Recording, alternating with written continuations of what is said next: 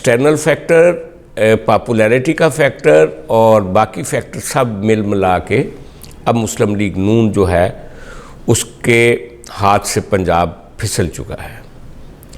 तो मरीम नवाज़ की ये जो मेहनत है, क्या वो रंग ला सकती है इस वक्त और वो वापस पंजाब में मुस्लिम लीग नून को विक्ट्री स्टैंड पे ले जा सकती हैं? ये एक आज का सबसे बड़ा सवाल है।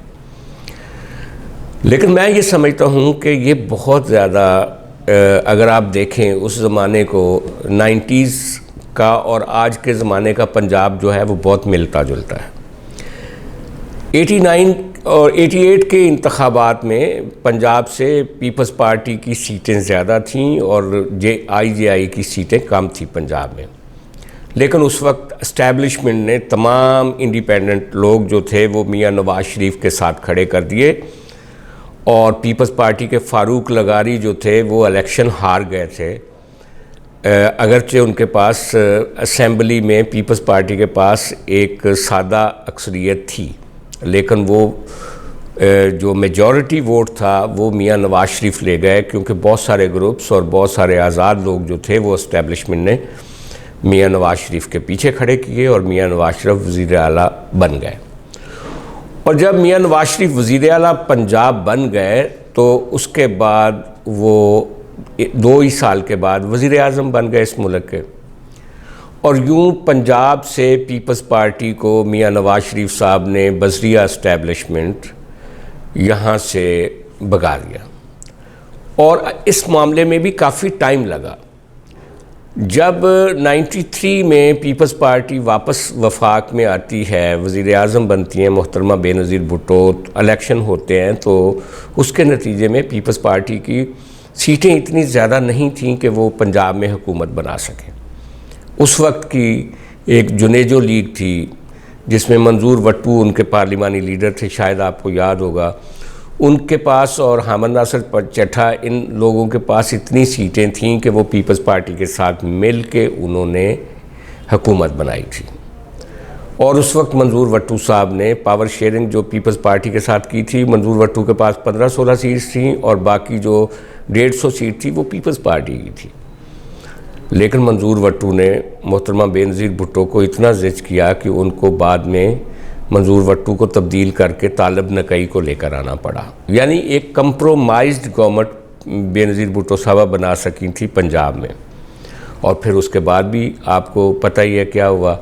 जब मोहतरमा बेनज़ीर भुट्टो का इक़्तिदार ख़त्म हुआ तो उसके बाद दोबारा मुस्लिम लीग नून के पास पंजाब चला गया।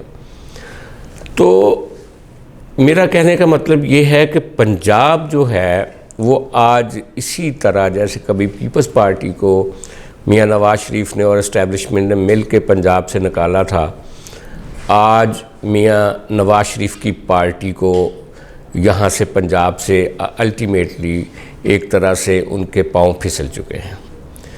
तो अब मरीम नवाज़ का जो इम्तहान है वो ये है कि क्या वो इस वक्त का जो पंजाब है उसको वापस इक़्तिदार उसका हासिल कर सकती हैं। क्योंकि अगर देखा जाए तो अगर मरीम नवाज़ ने और मियां नवाज़ शरीफ का जो रवैया था वो अगर दुरुस्त होता तो मेरा नहीं ख्याल था कि बाजवा साहब परवेज़ इलाही को मना के दूसरी तरफ भेज सकते थे। अब उनको नई पावर शेयरिंग पंजाब में करनी पड़ेगी, नए गठजोड़ करने पड़ेंगे। सेंट्रल पंजाब में मुस्लिम लीग नून का नो डाउट वोट बैंक है, इसमें कोई शक नहीं है। लेकिन जनूबी पंजाब में पीपल्स पार्टी का भी वोट बैंक है, जो उन्होंने मुल्तान के इलेक्शन में और रहीम यार खान के इलेक्शन में और मुजफ्फरगढ़ के इलेक्शन में साबित किया हुआ है। पिछले बदतरीन इंतखाबात में भी जब पंजाब से पीपल्स पार्टी को रुखसत किया जा रहा था। तो जनूबी पंजाब में मुस्लिम लीग नून को पीपल्स पार्टी के साथ इत्तेहाद करना पड़ेगा और वहाँ ये कामयाबी हासिल कर सकते हैं इमरान खान के ख़िलाफ़ अगर पीपल्स पार्टी और नून लीग जनूबी पंजाब में इकट्ठे होते हैं। और इसी तरह उसके अगेंस्ट सेंट्रल पंजाब में भी जो पीपल्स पार्टी की चंद सीटें ऐसी हैं जो कि निकल सकती हैं, उसमें मरीम नवाज़ अगर पीपल्स पार्टी को अकामोडेट करे तो एक कम्बिनेशन ये बन सकता है। और इसके साथ ही साथ एक दूसरा कम्बिनेशन जो है वो ये है कि ये जो सूबा महाज तहरीक थी जिसमें बहुत सारे लोग एजेंसियों ने इकट्ठे करवाए पहले और फिर जहांगीर तरीन के ज़रिए वापस इमरान खान साहब के हवाले कर दिए गए। उनको दोबारा से एजेंसियां उन पे काम कर रही हैं। हो सकता है वो सारे का सारा ग्रुप जो है वो रीग्रुप हो दोबारा से और वो इलेक्शन में एक अहम रोल अदा कर सकता है जनूबी पंजाब में।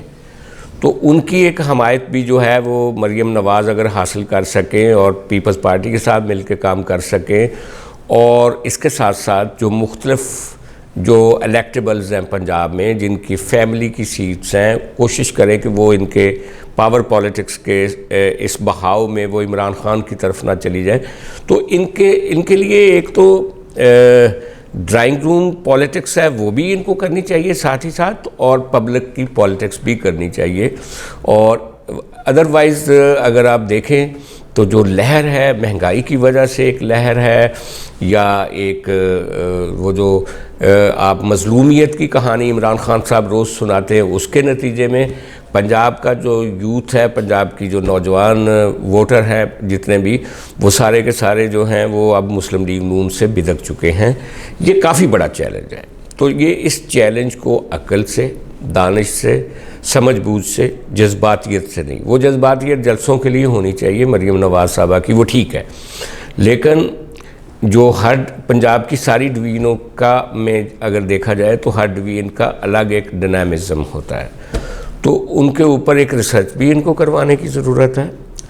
ये जो मेहनत कर रही हैं ये यकीनन उसमें कामयाब हो सकती हैं, लेकिन इसके साथ साथ इनको मरियम नवाज़ साहबा को ऐसी सियासत करनी चाहिए जो बहुत संजीदा हो। ये फ्राई पैन जैसे इंटरव्यू देने से कभी कामयाबी हासिल नहीं होती, और ये कहने से भी कि ये जो हुकूमत है ये मेरी नहीं है। अगर आप पंजाब के अगर आप पंजाब में जलसे करती हैं और वफाक के सबसे ताकतवर वज़ीर जो वज़ीर दाखिला है राना सनाउल्लाह, उनको अपने साथ खड़ा करती हैं, तो फिर इस हुकूमत को भी ओन करें और अपने चिच्चा को भी ओन करें।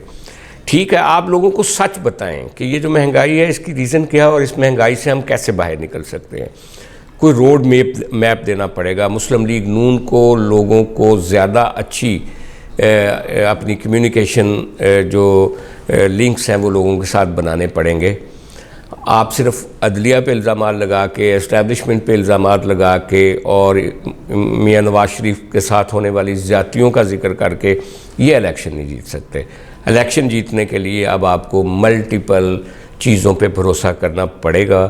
बसूरत दीगर ये जो हवा है ये इमरान खान दोबारा ये इलेक्शन पंजाब का जीत सकता है। लेकिन मैं फिर कहूँगा कि अगर मरियम नवाज़ अच्छे कार्ड खेलें और पीपल्स पार्टी भी जनूबी पंजाब में अपनी पोजीशन को रियलाइज़ करें दुरुस्त तरीके से, और जो भी इस मुल्क की पावर दैट भी है अगर वो इमरान को रोकना चाहती है तो वो भी अगर किसी न किसी जगह पे कोई अपना कंट्रीब्यूट करेगी तो इमरान खान की मुखालिफ पार्टियां जो हैं वो पंजाब में ये रास्ता निकाल सकती हैं अपने इक़्तिदार का।